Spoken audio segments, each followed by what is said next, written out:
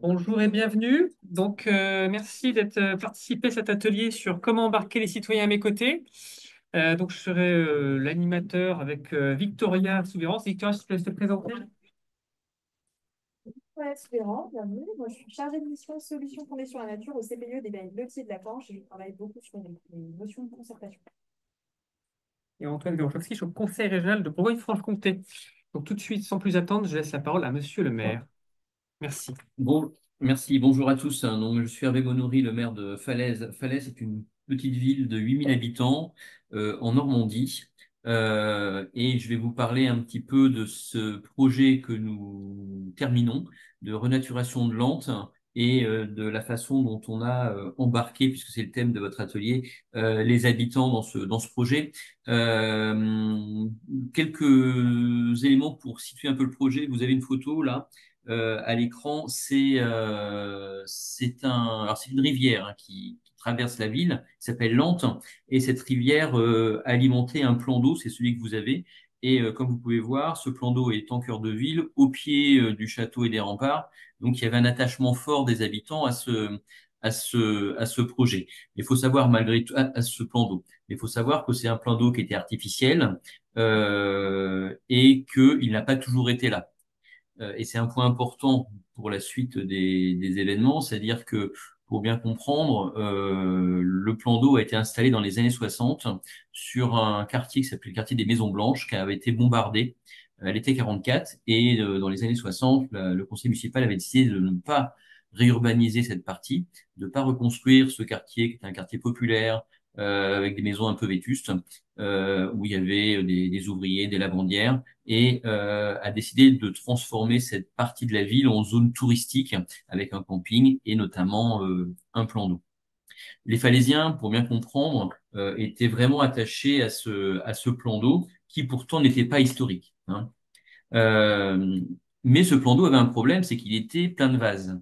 Euh, pour vous donner un ordre d'idée, on avait entre 20 et 30 centimètres d'eau, alors qu'à l'origine, il y avait quasiment 2 mètres de profondeur.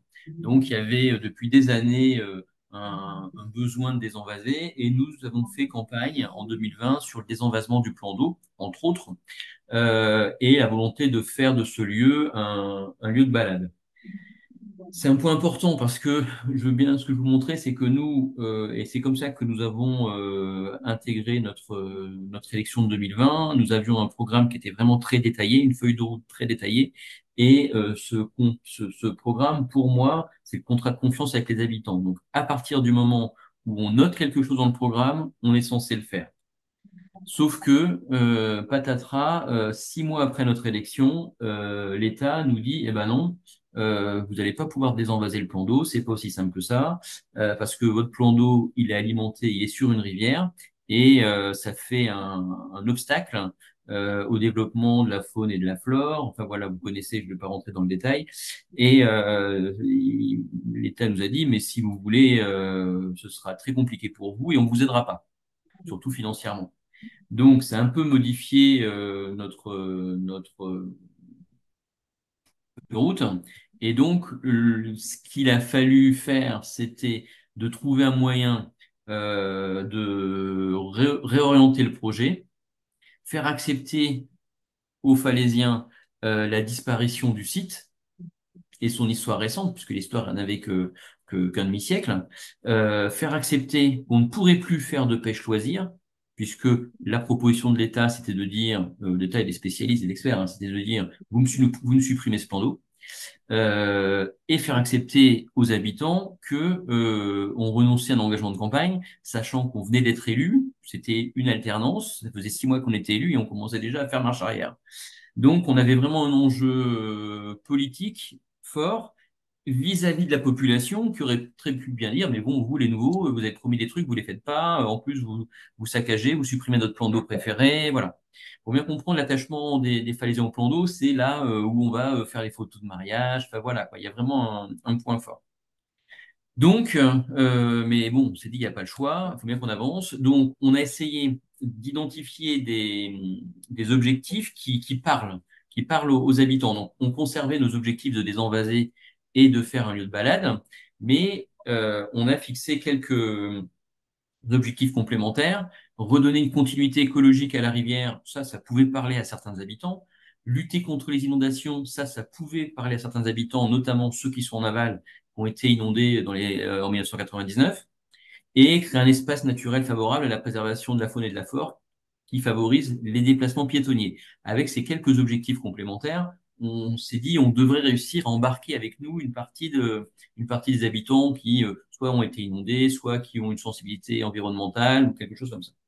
À cela, on a ajouté, c'est ce que j'ai dit à vos collègues tout à l'heure, deux petits points supplémentaires qui sont arrivés par les réseaux sociaux. C'est, on a sur ce site des saules, et il y avait une polémique en disant oui, ils vont abattre, enfin, nos opposants disaient ils vont abattre les saules, ils vont abattre les saules. Donc, on a dit à l'AMO, vous trouvez un projet où vous gardez les saules pleureurs. Et il y avait aussi des canards sur le plan d'eau. Donc, l'objectif était aussi de trouver un projet qui soit compatible avec le maintien des canards. Là, je m'adresse plus aux personnes qui sont peut-être euh, moins sensibles aux critères, aux objectifs environnementaux, mais plus des critères un peu plus légers, mais qui avaient leur importance, parce que si on avait coupé les saules et si on avait mis dehors les canards, on avait une partie de la population contre nous, notamment ceux qui nous aiment pas. Donc, comment on a fait euh, pour que ça fonctionne bien, cette affaire? Ben, il fallait que ce soit un dossier techniquement irréprochable et qui évite les couacs, mais qui tienne les délais. Parce que pas question non plus, sachant que c'est un engagement de campagne, on ait un projet qui s'étale sur 10 ans, quoi. Donc, on s'est fait assister d'un AMO, parce que techniquement, c'est quelque chose qui est beaucoup trop compliqué pour les services techniques de la ville. Et on a décidé de faire un copil très large dès le départ, avec nos financeurs, tous les techniciens qui peut exister par rapport, qui ont eu accès de près de loin à ce projet, de façon à gagner en temps de discussion, de réflexion, qu'on n'ait pas des allers-retours permanents, donc éviter les couacs et pouvoir s'engager sur un calendrier précis dans la durée. Sachant que l'objectif, moi, et que je l'aurais dit d'entrée au comité de pilotage, c'est il faut que ce soit fini pour décembre 2025.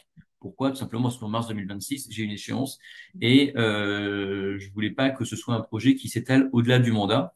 Donc, c'était un peu la quadrature du cercle. Comment on a fait?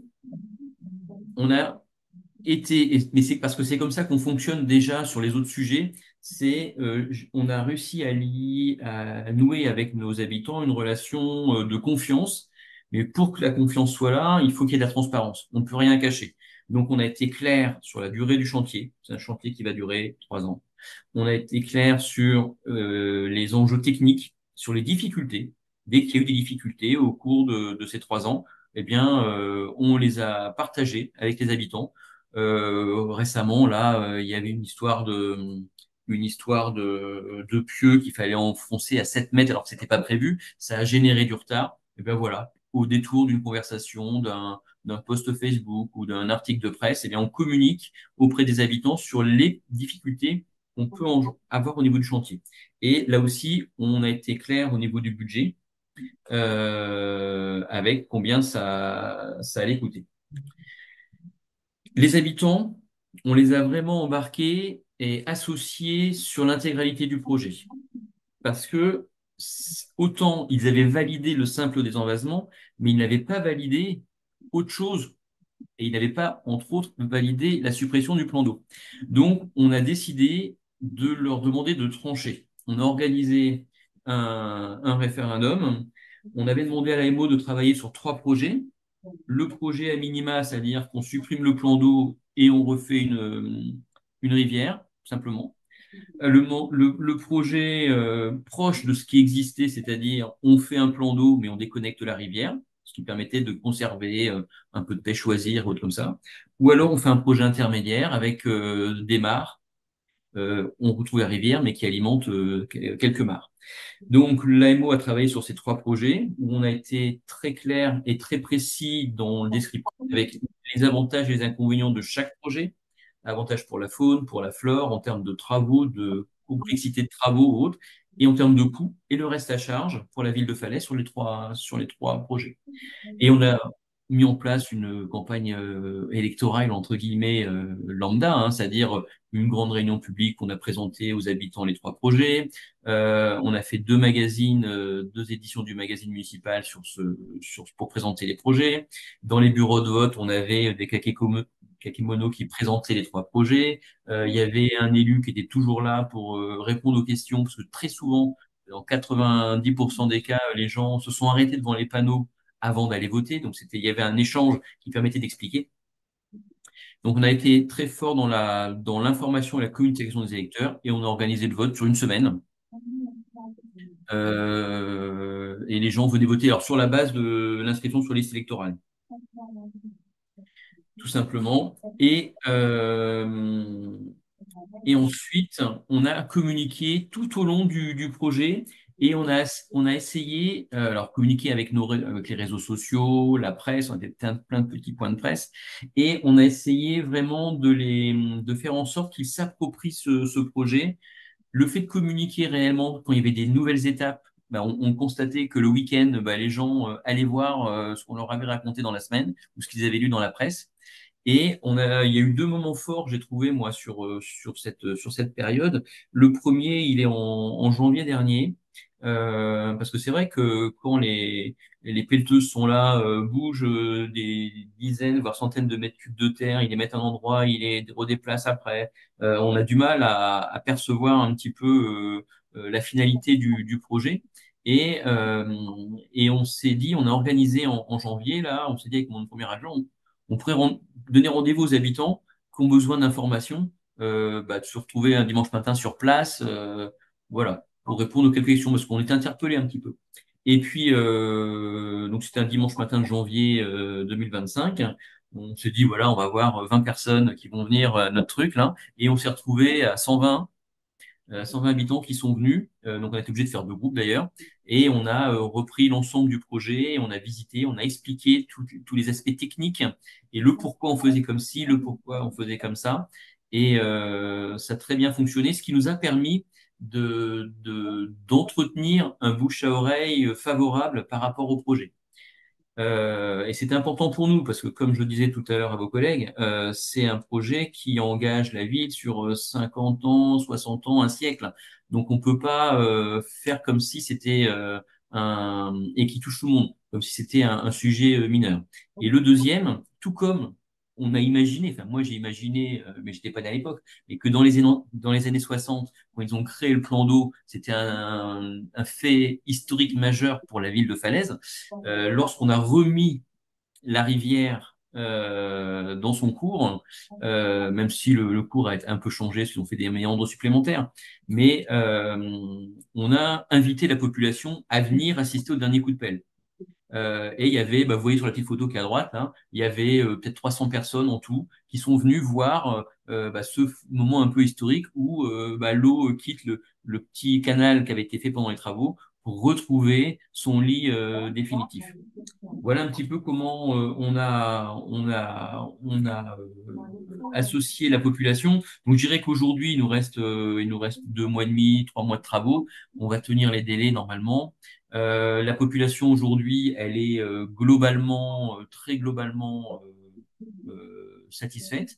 Alors, il y a de temps en temps des petites discussions, des questions. Là, on a coulé l'escalier, donc un escalier en béton pour accéder et connecter la porte des Cordeliers, la porte historique moyenâgeuse des Cordeliers vers ce nouvel espace. Globalement, voilà, à part les 5 ou 10% de grincheux qui sont toujours contre tout et qui nous aiment pas, globalement, la population est plutôt favorable, en parlant bien et plutôt fière de ce projet qui est en train de naître. Et dernier point que j'ai pas dit à vos collègues de ce matin, mais j'y pense tout d'un coup, c'est qu'on a aussi fait choisir le nom aux habitants. Le nom, parce que le problème, c'est que tout le monde l'appelait le plan d'eau, le plan d'eau. Après, les gens appelaient l'ancien plan d'eau, mais sauf qu'aujourd'hui, c'est plutôt un plan d'eau et je voulais vraiment qu'il y ait une coupure entre le passé et l'avenir. Et donc, on a fait une consultation des habitants. Alors là, pas en format papier avec une urne, mais par voie informatique, électronique. Et on a eu pas mal de participation, peut-être 300 personnes qui ont suggéré des noms dans un premier temps et ensuite qui ont tranché les noms. Et donc cet espace s'appelle maintenant désormais la promenade des Cordeliers, en lien à la porte des Cordeliers qui est juste au-dessus. Voilà.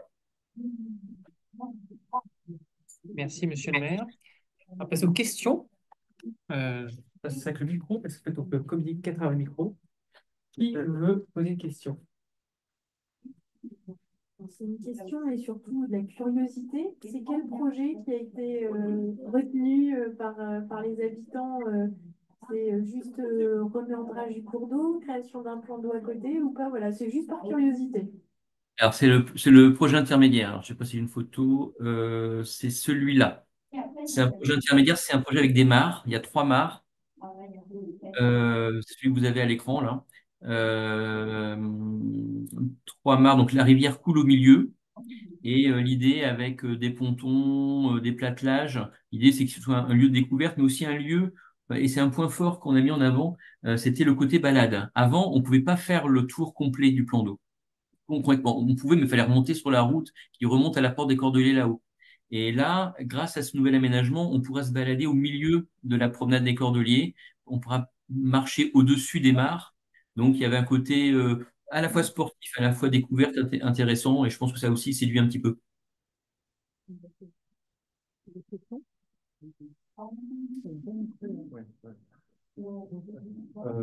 Une question concernant en fait les 5% de grincheux.